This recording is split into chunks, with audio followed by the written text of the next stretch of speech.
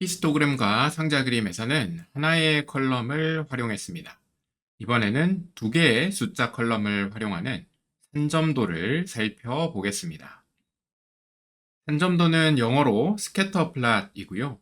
말 그대로 점들이 어떻게 흩어져 있는지를 살펴보는 그래프입니다.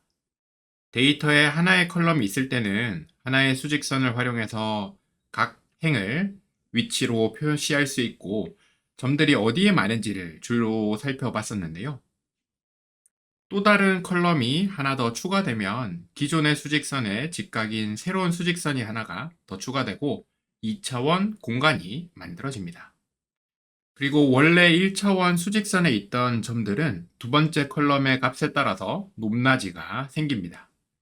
편의상 몇 개의 점만 표시했지만 실제 산점도에는 전체 행수만큼 점이 찍히게 되는데요. 점들이 어떤 패턴을 가지고 있는지를 파악해야 하는데 특히 두 숫자 컬럼의 관계가 어떤지, 전반적으로 함께 커지는지 반대로 가는지, 혹은 어느 영역에 점들이 많이 몰려 있는지를 파악하는 것이 중요합니다. 산점도를 그린 다음에는 크게 두 가지 방향으로 분석이 확장됩니다. 첫 번째는 상관계수입니다. 사실 상관계수의 개념은 중학교에서 다루는데요. 두 숫자 컬럼의 관계를 -1부터 1까지의 숫자로 계산할 수 있습니다. 피어슨의 상관계수가 가장 일반적이고 유명한데 스피어만이나 코사인 상관계수도 있습니다. 상관계수가 0이면 두 컬럼이 관계가 없다라는 의미를 갖게 되고요. 플러스 1, 양수일에 가까울수록 양의 관계, 그러니까 같이 가는 관계가 되고 마이너스 1, 음수일에 가까울수록 음의 관계를 가지고 있다고 말합니다. 그리고 중요한 것은 이때 관계는 모두 직선 관계를 의미합니다. 지금은 이론 수업은 아니니까 수식이나 자세한 설명은 생략하겠습니다. 방금 설명드린 내용은 피어슨의 상관계수에 대한 내용이었습니다. 두 번째로는 선형회귀 모형입니다. 흔히 추세선이라고 하죠. X축, 가로축에 있는 컬럼을 인풋으로 생각하고 Y축, 세로축에 있는 컬럼을 아웃풋이라고 생각하고 두 컬럼의 관계를 직선으로 표시할 수 있습니다. 이때 데이터에서 직선의 기울기와 Y 절편을 계산해야 합니다. 이때 활용하는 방법이 바로 선형회귀, 영어로 linear regression입니다.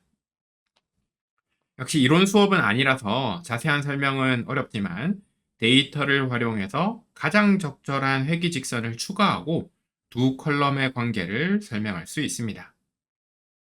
상관계수가 두 숫자 컬럼을 동등한 위치에 뒀다면 추세선 혹은 선형회귀는 하나는 인풋, 또 다른 하나는 아웃풋으로 둔다는 차이가 있습니다. 스파파이어에서 당연히 산점도를 그릴 수 있는데요. 선형회귀 모형을 적합하고 추세선을 산점도에 추가하는 기능을 제공하고 있습니다. 그리고 그래프의 컬럼에 따라 색깔을 다르게 설정할 수도 있었죠. 산점도도 마찬가지입니다. 색깔이나 격자를 활용해서 그룹별로 산점도를 분리하고 그룹별로 두 숫자 컬럼의 관계가 어떻게 다른지 비교하는 것도 가능합니다. 산점도에서 상관계수를 구하는 경우도 많은데 스파파이어에서 상관계수를 구하는 기능은 나중에 다른 영상에서 따로 설명하겠습니다. 그럼 스파파이어에서 산점도를 그려보시죠. 스파파이어를 실행했고요. 우리 스튜던트 퍼포먼스 데이터를 불러오겠습니다.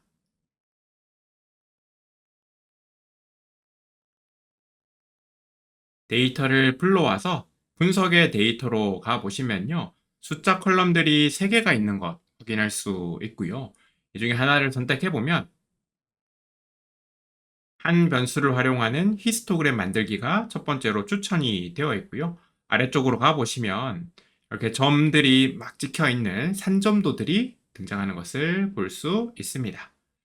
산점도에 대해서 추천되고 있는 그래프의 문구를 보시면 매스 스코어를 선택했을 때 다른 수치형 컬럼이 이름이 등장하면서 그 컬럼과 어떤 관계가 있는지 살펴볼 수 있습니다 라고 말하고 있죠. 그리고 위쪽이나 아래쪽에 보시면 또 다른 제3의 그룹 변수를 하나 추가해서 색깔을 다르게 할 수 있다라고 하는 것도 보여주고 있습니다. 이 상태에서 우리가 리딩 스코어의 관계를 보겠다 클릭을 해보시면 X축의 리딩 스코어, Y축의 매스 스코어가 들어간 산점도가 그려지는데요. 혹은 여러분이 직접 시각화 유형으로 가셔서 중간에 있는 산점도를 선택하시면 똑같이 그릴 수 있습니다. 근데 시각화 유형에서 산점도를 그렸을 때는요, 색 지정 기준에 적당한 그룹 변수가 들어가 있게 됩니다. 여기서 색 지정 기준 클릭하신 다음에 제거 버튼을 누르셔서 색 지정 기준의 컬럼을 없애주시면 동일한 그래프를 그릴 수 있습니다.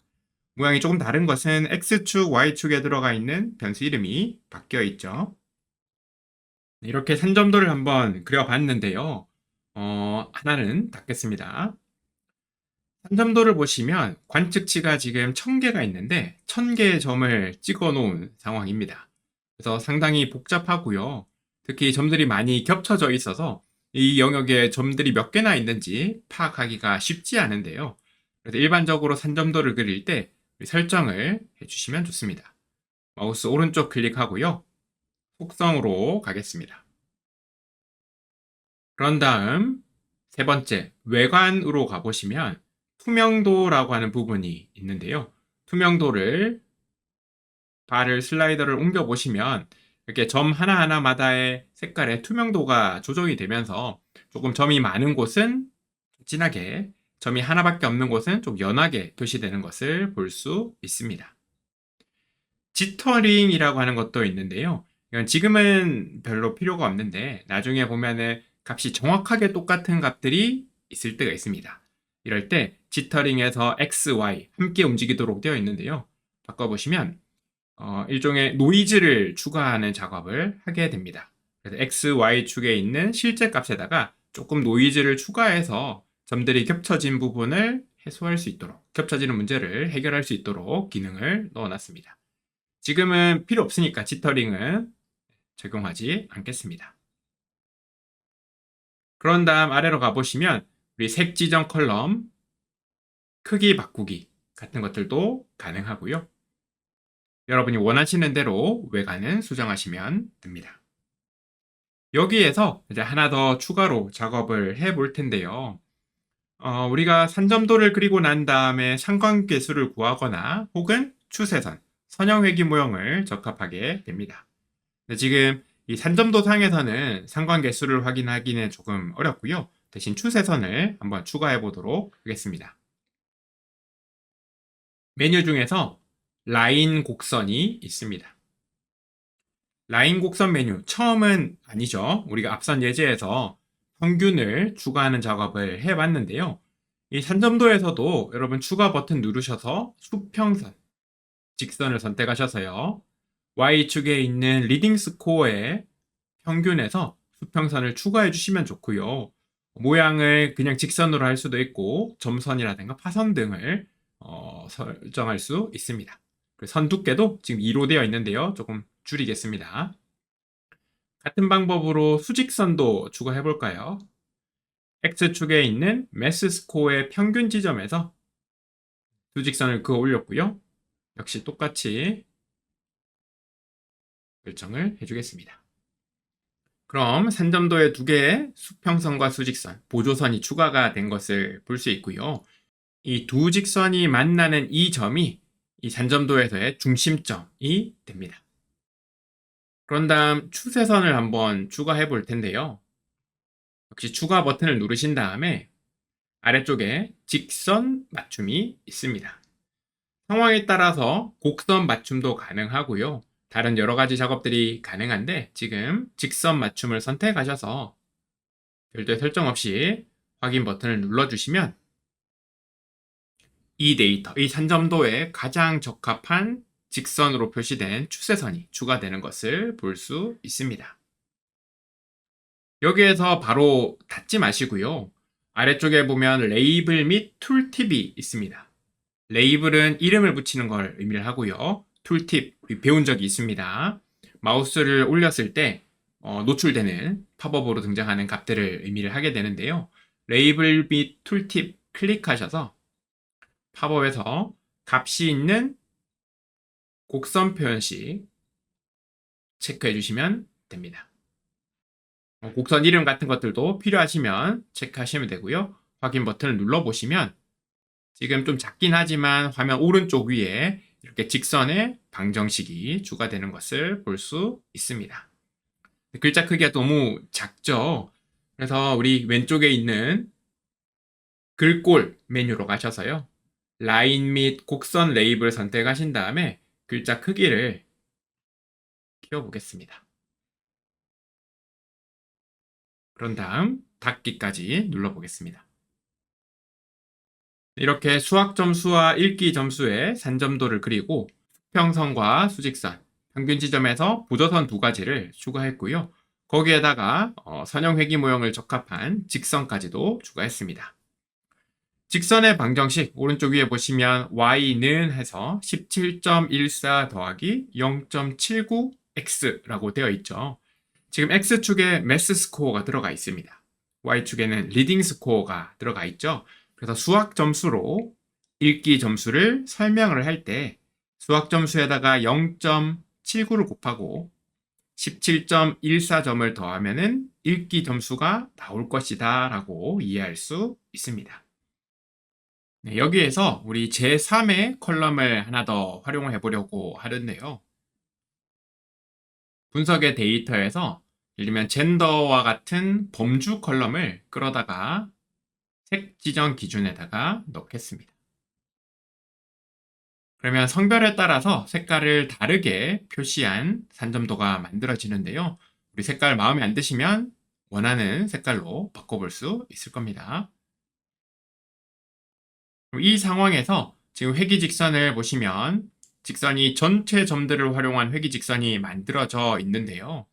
우리가 성별에 따라서 수학 점수와 읽기 점수의 관계가 어떻게 다른지를 보려면 빨간색은 빨간색 점들끼리 직선을 만들고 노란색은 노란색 점들끼리 직선을 만드는 것이 좋을 수 있습니다.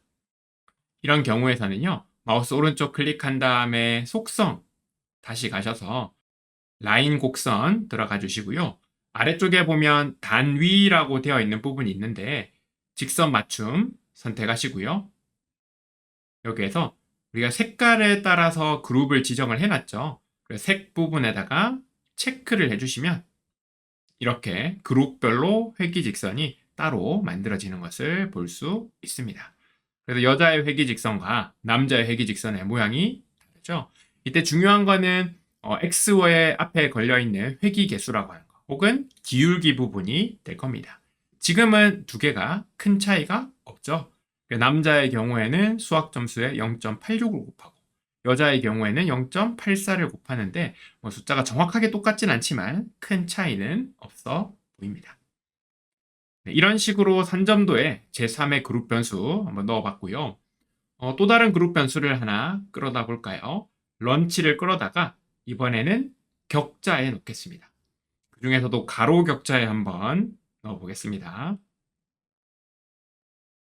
그러면 전체 그래프를 런치의 값에 따라서 프리 리듀스와 스탠다드로 두 개로 나눠가지고 따로 산점도를 그려주죠. 네, 이런 방법을 써서 또 제3의 변수를 활용한 그룹끼리의 비교도 가능합니다. 그럼 이때 역시 회기 직선에 걸려있는 기울기는 4개가 큰 차이는 없는데요. 지금 평균 지점을 보시면 좀 차이가 있습니다. 수학 점수의 평균을 봤을 때 프리 리듀스드는 한 60점 아래쪽에 있는 걸 볼 수 있는데 스탠다드 같은 경우에는 수학 점수의 평균이 70점으로 조금 더 높은 것을 볼 수 있고요. 읽기 점수 같은 경우에도 스탠다드의 경우 프리나 리듀스드에 비해서 조금 더 높이 있는 것을 볼 수 있습니다. 그래서 전반적인 수학 점수와 읽기 점수의 차이가 그룹별로 있는 걸 볼 수 있는데 그 안에서 수학과 읽기의 관계는 크게 다르지 않다라고 해석할 수 있겠네요. 네, 이렇게 우리가 스파파이어에서 산점도를 그려보고 추세선을 추가해 봤고요. 거기에다가 그룹 컬럼들, 범주 컬럼들을 활용하는 방법까지 살펴봤습니다. 그럼 이제 실습으로 넘어가서 직접 한번 산점도를 그려보겠습니다.